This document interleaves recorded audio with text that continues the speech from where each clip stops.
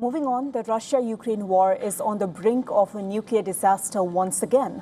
The Zaporizhzhia Nuclear Power Plant, which is Europe's largest nuclear plant, has lost all off-site power. The United Nations nuclear watchdog, the IAEA, has confirmed that the Zaporizhzhia plant has lost external power after an overnight attack on an electrical substation. The IAEA says that no release of radioactivity has been detected, but the plant is relying on emergency diesel generators to power the cooling of its nuclear reactors. The plant has 6 nuclear reactors. All of them are shut down. However, they need to be kept cool to avoid a nuclear disaster. Electricity is needed to keep them cool and also for other essential nuclear safety functions.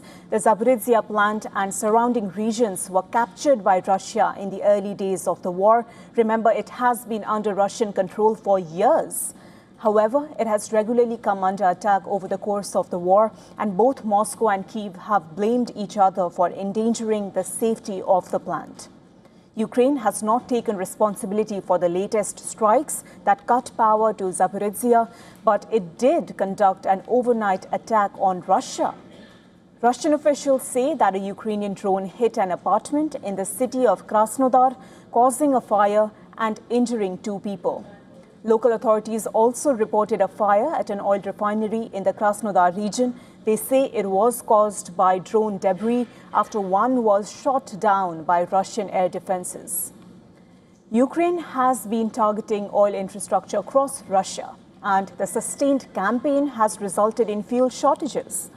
The region of Crimea, which Russia occupied in 2014, it is facing a massive fuel crunch. Russia has been forced to implement a QR code-based fuel rationing system in Crimea.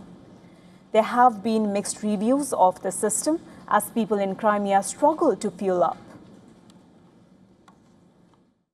We got a QR code probably on the 3rd day after it became available. We got it, my husband went and filled up the tank. We filled up yesterday, so we'll just keep driving for now. We'll see how it goes. So far, it's been really helpful. There's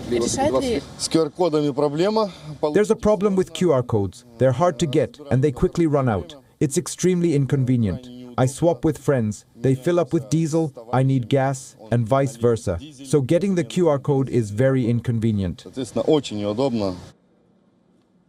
While the war shows no signs of stopping, Russia's Deputy Foreign Minister Mikhail Galzin has met with envoys from 3 European nations. Ambassadors from Britain, France and Germany held a meeting with Galzin in Moscow. They are yet to reveal what the talks were about. But the Europeans have been pushing for Russia and Ukraine to restart peace talks.